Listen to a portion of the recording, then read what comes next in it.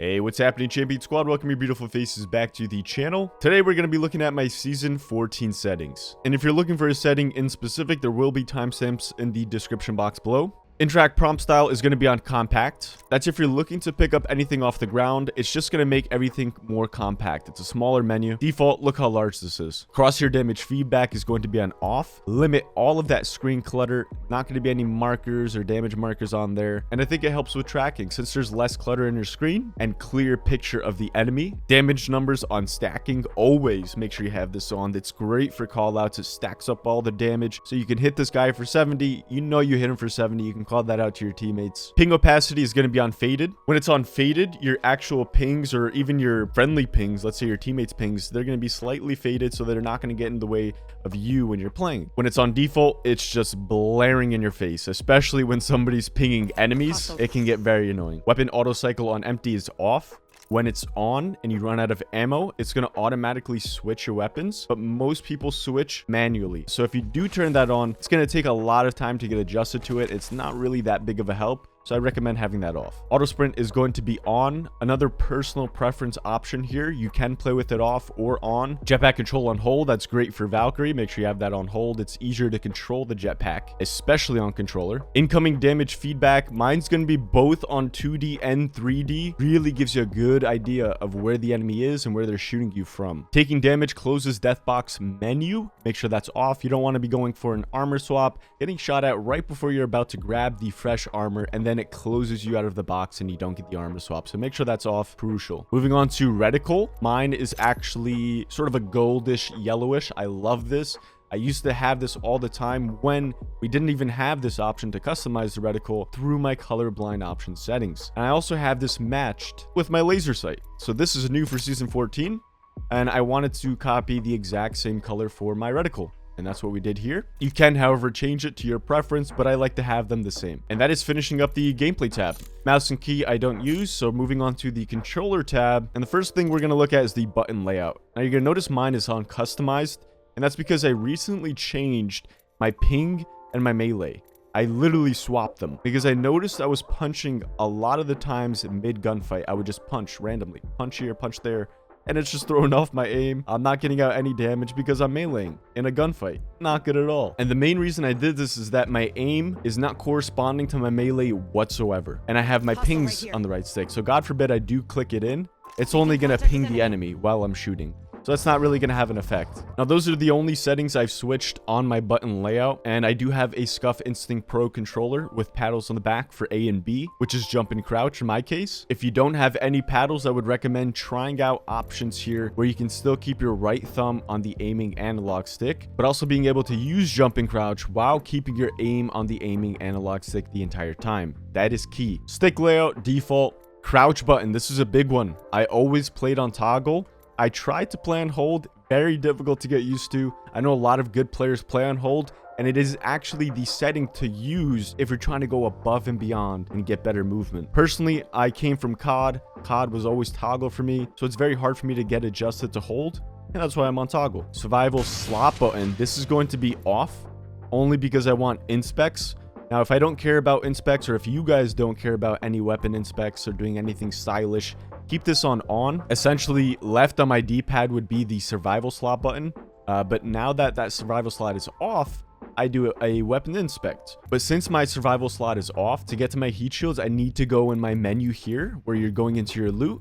And then you click it manually here, and then it would pull out the heat shield. So if you're more for a competitive environment, I would definitely keep this on. But if you want to do some styling here and there and you want to inspect your weapon, keep this on off. Trigger dead zones, this is crucial. Make sure this is none. You don't want to have any type of dead zone on this. You need an instant trigger as soon as you click it down. Menu cursor speed, this is personal preference. Mine is literally dead center of the word none. I've increased it from, used to play on here. When I was on console, right there. But now we're here. Test out what works for you. Increase it by increments of 1 or 2. And then go from there. Now here's where things get interesting. The debate between ALC and normal settings. I used to play on normal, which was 5-4 classic for the longest time. Both small dead zones. If you're a casual player that doesn't play too often. Let's say you play 2 times a week, 3 times a week. I would recommend using either 5-4 classic or 4-4 classic. When it comes to dead zones, either straight none for the look dead zone or small for both. But if you play a little more than 2 to 3 times per week, let's say you play 4 times a week, whether that be 2 hours a day, but if you're playing the game consistently, then I would recommend actually going to ALC and perfecting what works best for you. Using this default setting will be very consistent if you don't play the game often. But if you do play the game often, that's where ALC comes into play. For my dead zone, it's going to be 4%. And when you're adjusting ALCs, these top 3 options should be the first things you adjust before adjusting anything else. So my dead zone is 4%. The reason being, I want to play lower, which I actually used to play lower. I think I was on a 2, but my stick drift on my controller, let's say if I put on a 0, see how my aim just drifts down or to the right or up to the left? It's because my controller's getting a little bit older. It doesn't stay in one spot. So what you want to do is increase it until you have no stick drift on your controller. And for me, in my case, that is 4%. Outer threshold, make sure that's 1%. Response curve here is going to be the deciding factor between whether you want to have no recoil, but more of a tracking feel, or if you want to have recoil, but less tracking. So if your response curve is on 0, that's equivalent to linear, and 10 would be equivalent to classic if you were on default settings, which are these right here. For 12 seasons, I played on 10. Response curve was always on a 10, which is classic. That is for 12 freaking seasons. I wanted to try out the hype. I wanted to see what it was about. A lot of pro players use 0. I wanted to get adjusted to it, and it took me a while. It took me 2 months to really nail this down pack, and that's why I didn't make a settings video for you guys, because I really wanted to find what was best for me, and I can explain everything better for you. So since I'm on 0 response curve, my guns are going to have very little recoil. When it comes to pulling down, I don't need to pull down as much to control my recoil. It's more so the tracking. If let's say this guy's moving to the left, this is where linear, aka 0 response curve, is going to have more of an effect. I'm going to have a harder time tracking someone left to right, up and down, but I have less recoil. So you want to ask yourself here in this situation, do you want to have a harder time to track someone?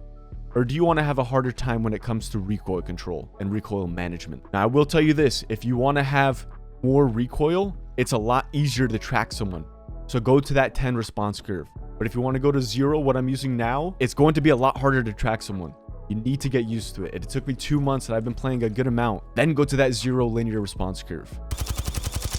So I hope I explained that pretty well for you guys to understand. And then you could find the middle ground if you want to find a middle ground where you go to like 5, 6, or 7. Like I said, I wanted to adjust and get used to what some of the pros were using just to see what the difference was like and see if I can personally get adjusted to it. It was like challenging myself as well. Moving on to the next setting, which a lot of people don't do for some reason, and I have no idea why, which is your optic per settings. I 100% of the time, no matter if you're playing on ALC or not, let's say you're not playing on ALC, there's an option for you to change this, which is right here. So what I'm actually going to do for you guys is go to my per optic settings on default sensitivity.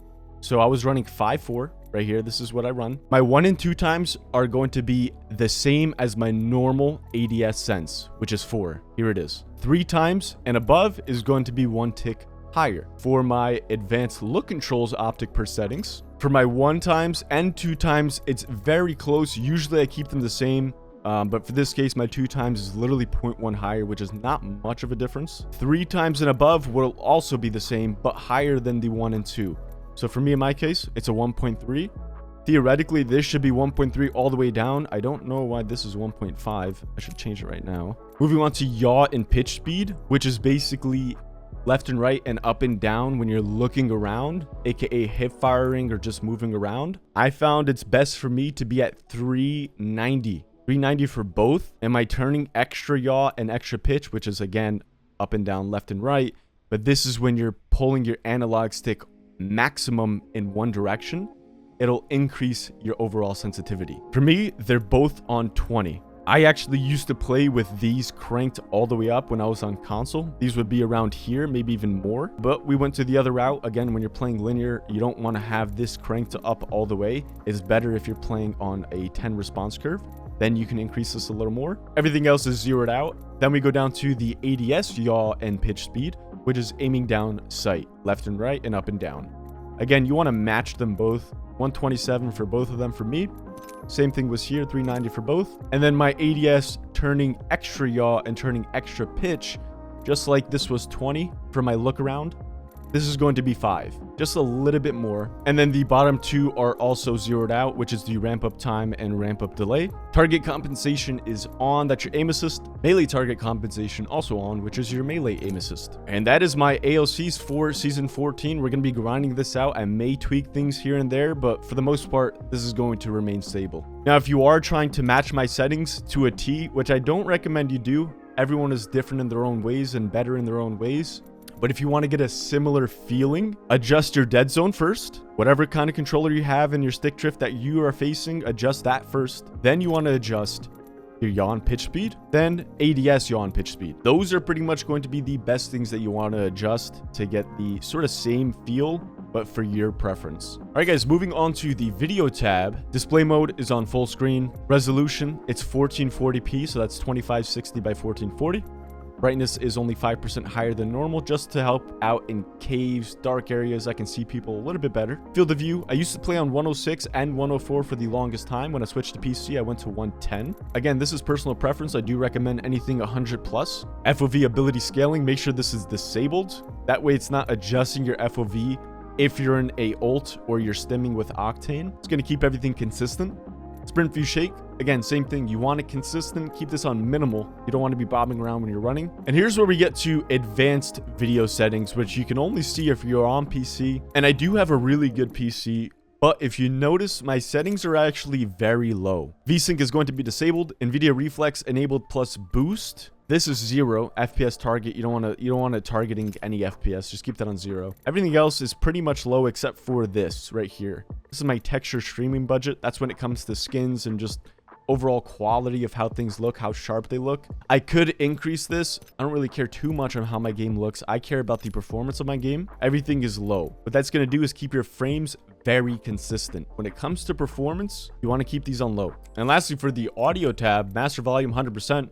Everything else is pretty much normal. Sound effects volume 100%, and then dialogue volume is 80. And the reason it's not 100%, that's because that's when your characters are talking. Sometimes they can get very loud and negate the footstep audio that you're trying to listen into. But this is also good because this lets you know when third parties are inbound. Your teammates will say, oh, there's a third party on us, or another enemy is attacking. So this is good to have, not completely zeroed out, but not 100%. Music volume, 0%. Lobby music volume, 0%. And ladies and gentlemen, that is going to conclude my season 14 settings. Remember, settings are always preference. If you want to sort of mimic someone and then adjust to your specific feel, that's fine. But copying someone to a T, I would not recommend. If you guys enjoyed the video, like rating is always appreciated. Don't forget to subscribe, join the champion squad for some more valuable content, and I'll catch you guys in the next video.